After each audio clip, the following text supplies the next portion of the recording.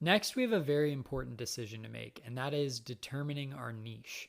And when I say the word niche, you might be thinking of the beauty niche, the fashion niche, travel, pets, health and fitness, food, lifestyle, motivation, and those are all, they are niches, but they're very, very basic general niches that would have maybe worked on social media 5 or 6 years ago. But if you tried with one of these today and didn't niche down even further, it'd be very, very hard for you to get traction and grow. And let me show you what I mean by this. Let's just look at the health niche, for example. We can kind of divide health into mental and physical health. And if you had an account that was just focused on health and we're posting all these different things all over the place about health, it would be very confusing for the person who comes to your page and tries to make a decision on what your account is about. You know, you're talking about mental health here, you're talking about physical health, you're talking about symptoms over here. It's just confusing. So we're going to niche it down further and look at mental health or physical health. And I want to actually take it another layer further. And if we divide mental health up, we can look at psychology, we can look at self-love and like positive affirmations, we can look at emotional health, we can look at relationships and love. There are all these different aspects of mental health. And then on the physical health side, there's fitness, there's diet, there's skincare, there's all these different hemispheres of physical health.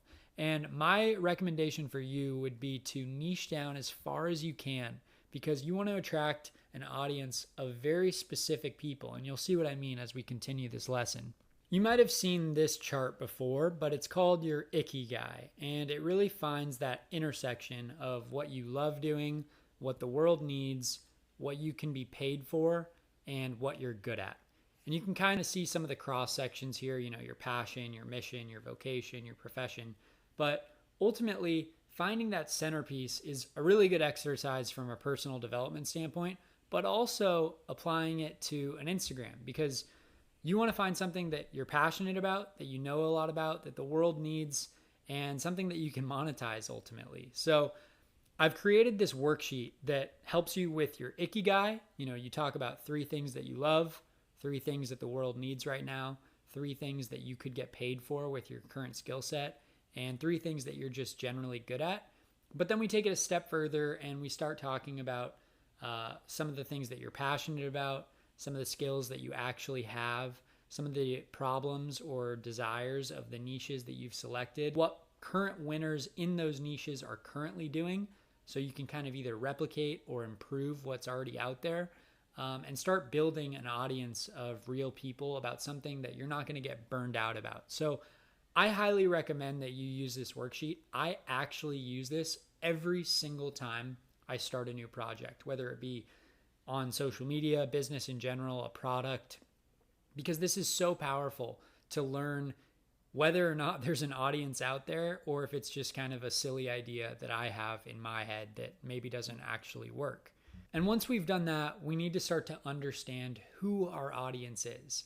And the reason that this is important is because you're going to end up attracting a lot of similar people. I've noticed every time I build a social media account, about 80% of the people are very, very similar, meaning they either come from a very similar country, the United States or Canada or the United Kingdom, or maybe a totally different part of the world. And then they're around the same age, and usually it's about 80% one gender or another. Sometimes it's even higher than that and even more specific.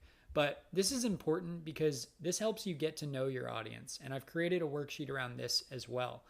And some of the questions that we ask are, what keeps your audience up at night? You know, what makes them kind of just stare at the ceiling and not be able to sleep? What are they afraid of? What are they angry about? And who are they angry at? What kind of content are they currently following that isn't getting the job done for them?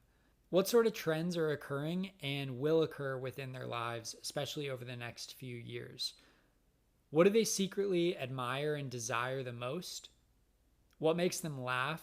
And do they have their own language? You know, engineers or people in politics, they speak with a specific type of language. And that's important because you're going to want to use components of that language within your content to attract those kinds of people. And then the last question is, who else is already selling something similar to them and how are they currently doing it? Because you're basically going to take what's working, improve it, make it current with market trends, and then throw it out there and start attracting the audience that maybe is already burned out on other types of content that they're seeing. This avatar worksheet takes it an even step further and really helps you create an avatar of what this person is actually like, what they're going through.